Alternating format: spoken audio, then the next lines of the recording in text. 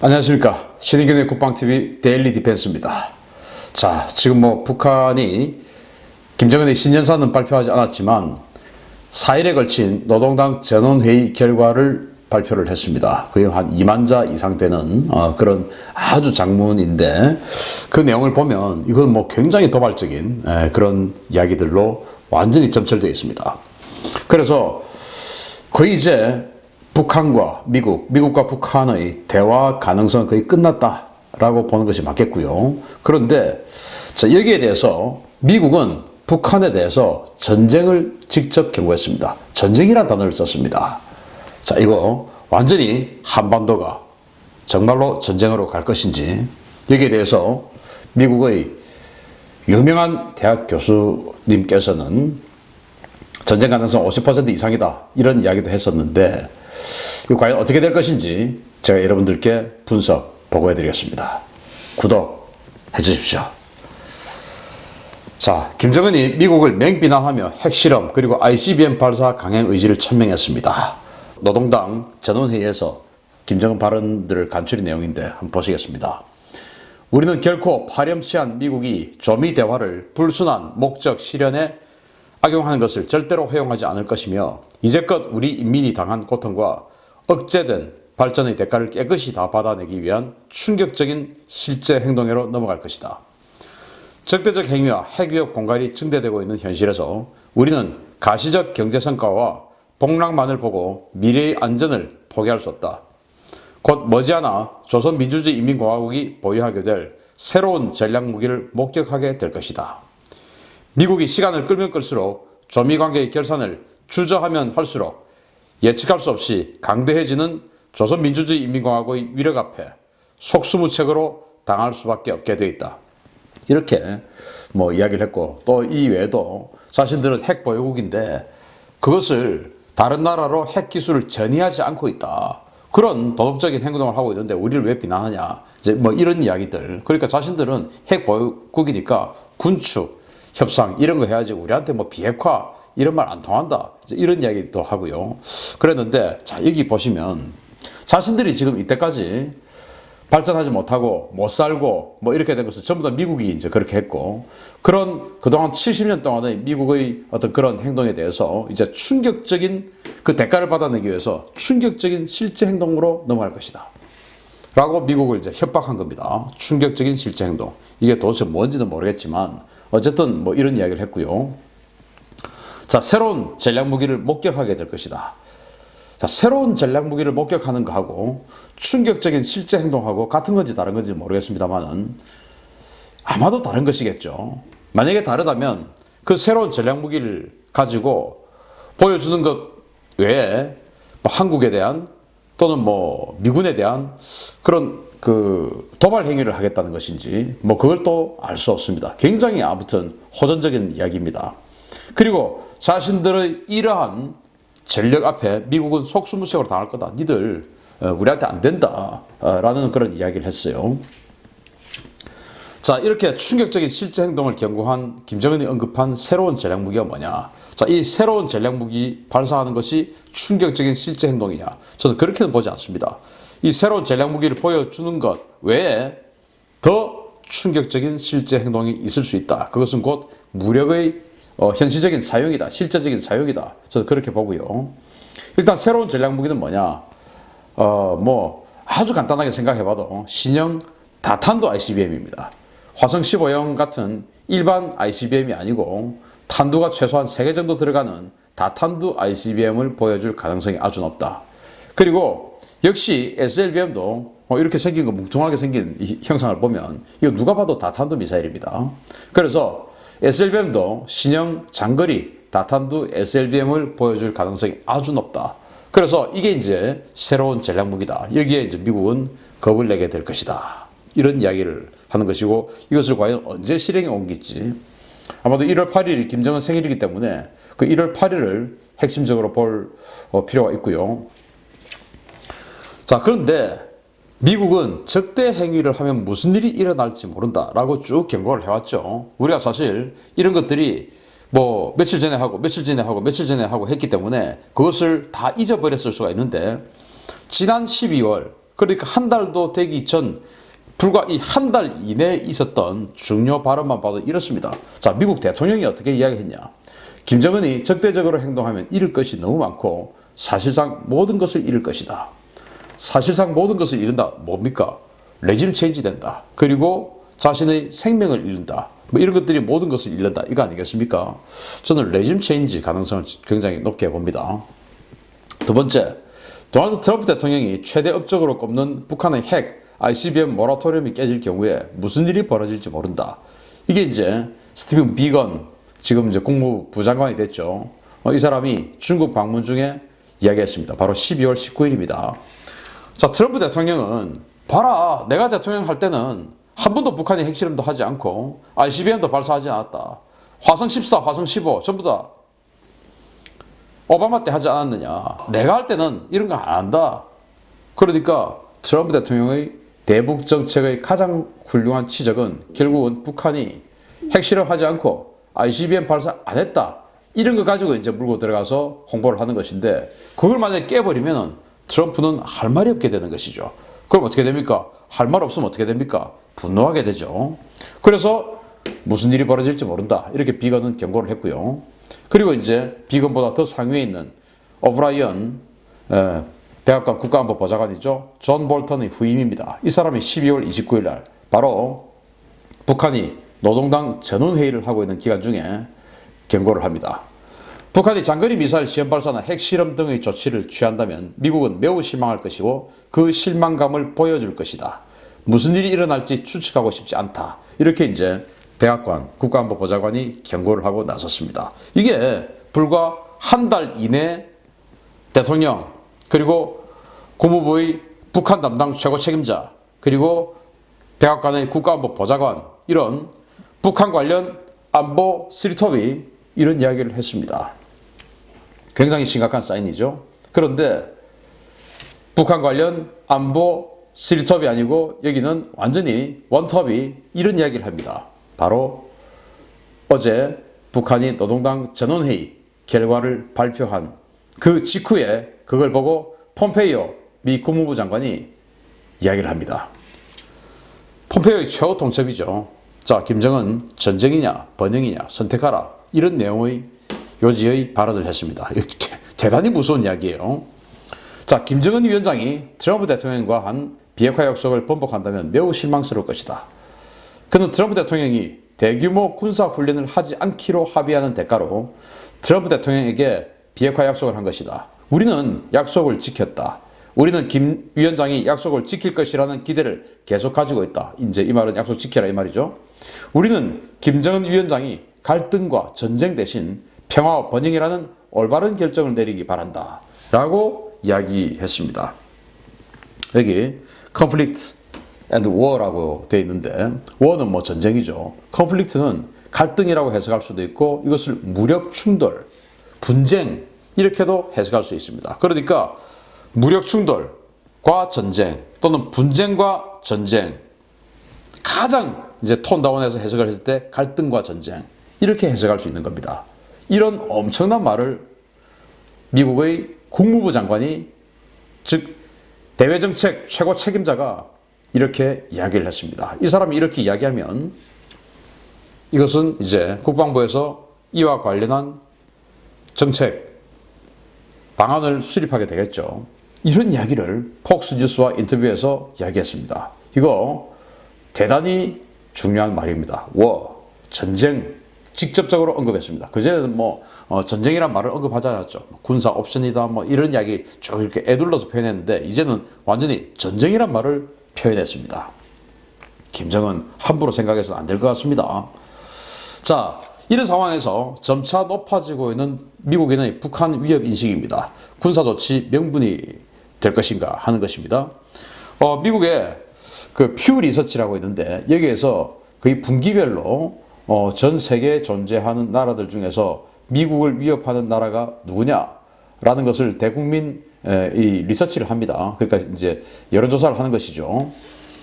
그런데 아직 이제 이 4, 4분기 건 안 나왔고 3, 4분기 여기에 보면 결과에 보면 이렇습니다. 2019 글로벌 인식조사 결과 미국인들이 자국 안보에 가장 위협이 되는 나라로 인식하는 국가는 중국과 러시아가 각각 24%로 공동 1위, 이어서 북한이 12%, 이란이 6% 순으로 나타났다. 퓨 리서치의 위협도 인식 여론조사가 시작된 2007년에 이란이 24%, 북한이 8%에 불과했던 것을 고려해보면 미국인들의 북한에 대한 적개심이 커진 것이 드러났다. 각국 지도자들에 대한 신뢰도를 묻는 질문에 김정은은 꼴찌였으며 91%의 응답자가 그를 믿을 수 없다라고 답했다. 라고 퓨 리서치가 조사를 했습니다. 이것은 이제 미국 전역에 있는 1,500명의 국민들을 대상으로 전화 인터뷰를 한 내용이라고 합니다. 자, 이제 흥미로운 결과가 중국과 러시아가 24%로 공동 1위래요. 이거 무슨 말이냐? 중국과 러시아와 직접적으로 전쟁을 지금 할 가능성보다는 이들이 자신들과의 이제 이 패권 경쟁을 하고 있기 때문에 전략적인 측면에서 위협적인 그런 국가다라고 생각하는 것이고, 북한과 이란은 테러를 한다든지 그들 자신들 향해서 아니면은 무력 어떤 그 분쟁 가능성이 높은 그런 세력으로 북한과 이란을 보는 것입니다. 그런데 흥미로운 것은 2007년도에 이 조사를 처음 시작했을 때는 이란이 24%로 엄청나게 높았죠. 북한은 당시 8%였어요. 그런데 12년이 지난 지금 북한은 50% 증가한 12%가 되었고, 이란은 상당히 낮아진 6%가 됐습니다. 그러니까 지금 미국인들은 북한에 대해서 저거 가만 놔둘 존재가 아니다. 북한을 러시아와 중국과 같은 체급으로 보고 미국의 패권을 위협하는 전략적 상대로 보지는 않을 것입니다. 그냥 기분 나쁜 상대로 보고 있는 겁니다, 북한을. 그러니까 가장 기분 나쁜 상태예요. 그리고 이제 여기 지도자를 묻는 질문에서 이제 아베, 시진핑, 푸틴, 그리고 이제 김정은 이렇게 물어본 것으로 아는데, 여기에서 이제 아베가 신뢰도 제일 높고, 그리고 김정은이 9%로 제일 낮았어요. 이런 식으로 김정은에 대해서 미국인은 신뢰하지 않는다. 그래서 김정은이 한 이야기 안 믿는다 이겁니다. 그래서 이제 어떻게 됩니까? 그러면은 트럼프 대통령의 대북 정책에 대해서 신뢰감이 없다. 그럼 트럼프 대통령은 재선에 성공해야 될 이 현 시점에서 그 신뢰감이 없는 그 대북 정책을 계속 이끌어오고 있었는데, 그것을 국민들에게 다시 호전시키려고 하면은 북한을 때리는, 신뢰감 없는 상대하고 계속 대화를 하는 것보다는 북한을 때리는 쪽으로 갈 가능성이 아주 더 높아지고 있다는 겁니다. 자, 그래서 김정은 제거부터 전면전 준비까지 모든 준비를 마친 미군으로 저는 봅니다. 제가 신인균 국방TV를 통해서 계속 알려드린 내용들이죠. 자, MQ-9 리퍼를 군산기지에 전진 배치했습니다. 최소 4대죠.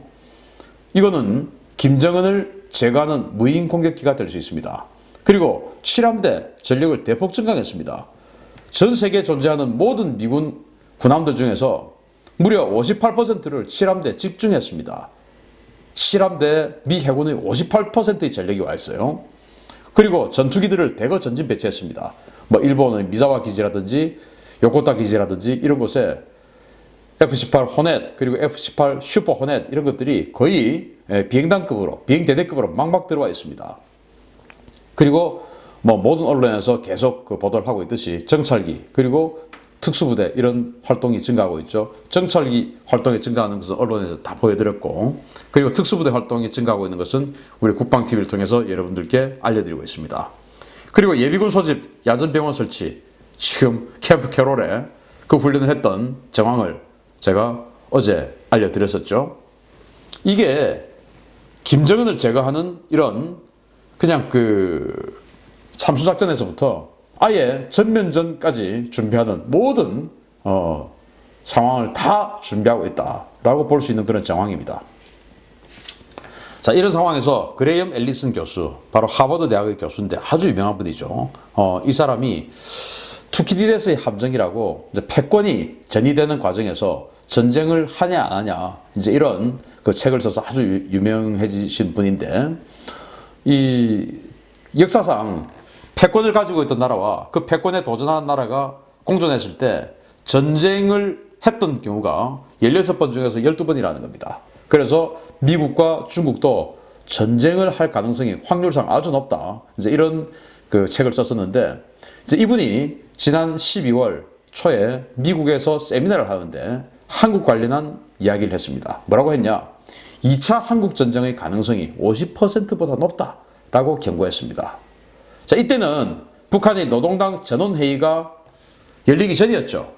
그래서 앞으로 어떤 식으로 북한의 정책이 바뀔지 알 수 없는 상황이었습니다. 물론 12월 초에 북한이 이제 협상 끝났다 하고 최선희가 이미 이야기했었고 막 그런 상황이었는데 충분히 예견이 된 상황이었지만 이제는 노동당 전원회의를 통해서 확정돼 버렸습니다. 북한의 국가정책이 노동당원들, 간부들 전체를 모아놓고 김정은이 교시를 내리면서 확정을 해버렸기 때문에 이제는 돌이킬 수가 없어요.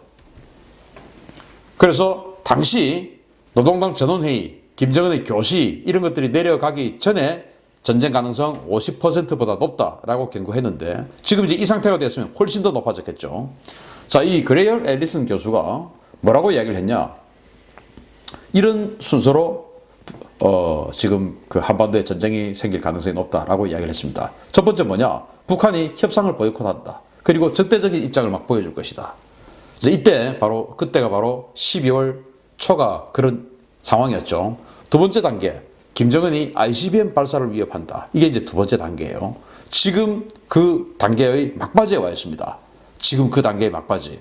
이때는 그 단계의 초입조차도 들어가지 않았고 지금은 이 2번 단계의 막바지에 와 있습니다. 새로운 전략무기 보게 될 것이다 라는 이야기 했지 않습니까? 자, 3번 북한이 ICBM을 발사합니다. 그렇게 되면 이번에는 트럼프 대통령이 그 ICBM의 원점을 타격하게 될 확률이 아주 높다라고 이 그레이엄 앨리슨 교수는 이야기를 합니다. 그렇게 됐을 경우에 북한이 보복 공격을 한다. 그것이 이제 서울일 수도 있고 보복 공격을 한다. 그렇게 되면은 한미연합군이 치고 올라간다. 이런 식으로 해서 이런 단계로 해서 한국에 전쟁이 날 가능성이 50% 이상이다 라고 이야기를 했는데 지금 다시 물어보면 그 가능성이 조금 더 높아졌다 이렇게 이야기를 하겠죠. 왜냐? 2단계 막바지까지 왔으니까 지금 이제 3단계 초입으로 들어가고 있으니까요. 그때는 1단계 상황이었는데. 자, 그래서 이런 전쟁을 막으려고 하면 어떻게 해야 되냐? 중국이 보다 적극적으로 전향적으로 나서야 된다라고 이야기를 했고 또 문재인 대통령도 더 적극적으로 전향적으로 나서야 된다. 저렇게 가만히 있어서는 안 된다. 라고 이야기를 했었습니다. 정말 이 주변 정세들이 사실은 이렇게 정리하고 보니까 정말 대단히 위험하게 흐르고 있는 것 같습니다. 자, 그래서 이제 명분을 다 쌓고 준비를 끝낸 트럼프 대통령입니다. 그런데 김정은이 상황 파악을 못하고 있는 것 같습니다. 결국 파국으로 가나? 자, 김정은 자신은 전원회의를 통해서 4일 동안 정말 강력한 카리스마를 보여주면서 회의를 다 주재하고 주재도 아니죠. 자기가 그냥 4일 동안 교시를 내린 것이니까요. 그런 절대 카리스마를 보여주어서 국내 정치를 아우르는 데는 성공을 했을지 몰라도 전 세계에서 보는 이 북한 문제는 굉장히 위험해지고 있다. 자, 미국하고 군사적으로 부딪혀서 살아날 수 있는 나라가 있겠습니까? 지금 전 세계에 그 어떤 나라가 살 수 있겠습니까? 못 삽니다. 그리고 지금 제가 거듭 말씀드리지만 북한이 미국을 공격할 수 있는 ICBM 가지고 있다 하더라도 동해를 벗어날 가능성 5%도 안 됩니다. 왜냐? 동해에 있는 이지스함들 이 모든 것들이 다 막아낼 것이기 때문에 발사 단계에서 그냥 때려버릴 것이기 때문에 미국이 이것이 진짜로 핵탄두다 라고 생각이 된다면 발사 단계에서 솟구쳐 오를 때 그냥 때려버릴 것이기 때문에 SM-3가 이제 그런 능력이 있죠. 그렇기 때문에 동해를 벗어날 가능성 거의 없다. 그러면은 미국이 이 김정은의 호전적인 이 협박에 대해서 결코 두려워할 이유가 없다. 그리고 제가 항상 드리는 말씀이지만 전쟁은 국내 정치의 연속선상에 있다라는 겁니다. 정치인이 자기의 권력 유지를 위해서, 권력 유지라는 것은 트럼프 입장에서는 재선이죠. 토요토미 히데요시 입장에서도 권력 유지를 위해서 임진왜란을 했다라는 그런 역사적 분석이 많지 않습니까? 그렇듯이 전쟁은 국내 정치의 연속선상에 있는 것이다. 자기의 국내 정치상의 권력 유지를 위해서 그 전쟁 비용이 얼마나 들든 왜 자기 돈 아니니까 그 전쟁으로 인한 희생이 얼마나 커지든 그것은 따지지 않는다. 자신의 권력이 유지된다면 누구든지 할 수 있는 것이 전쟁이다라는 겁니다. 그게 이제 제가 항상 주장하는 내용인데, 그래서 트럼프 대통령은 그 전쟁을 국내 정치에서 필요한 그 시기가 점점 다가오고 있고 그 필요할 가능성이 아주 커졌습니다. 왜냐? 자기가 그동안 해왔던 게 북한이 ICBM 안 쐈고, 내가 대통령일 때 ICBM 안 쐈고 핵실험 안 했는데 이제 북한이 ICBM 쏴버리면 그동안 한 일이 뭡니까? 한 일 없죠.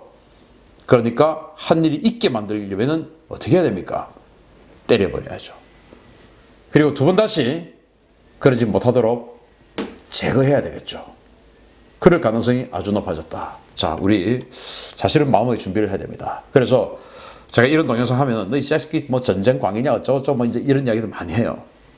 전쟁광 아닙니다. 그러나 저는 전쟁이 발생하더라도 뭐 다 죽는다. 다 죽기는 왜 다 죽습니까? 포탄의 위력 뭐 이런 것들 다 저는 알고 있기 때문에 내가 비록 접경 지역에 지금 살고 있지만 나 죽지 않는다 하고 난 생각을 합니다. 여러분들, 한미연합군이 힘을 합치면 그 힘은 정말 어마어마합니다. 전쟁한다고 뭐 다 죽는다? 그런 유언비어는 바로 이자가 제일 좋아하는 말입니다. 우리 대한민국 국민들이 전쟁을 두려워하지 않게 되면 이자가 고개를 숙이게 됩니다. 그런데 여기 댓글 나오는 것들처럼 대한민국 국민이 전쟁을 무서워하는 게 보이면 더 기고만장하게 되죠. 평화를 원하거든 전쟁을 준비하라. 전쟁을 두려워하면 전쟁이 내 곁에 옵니다. 전쟁을 두려워하지 않으면 결국은 평화가 옵니다. 마치겠습니다. 감사합니다.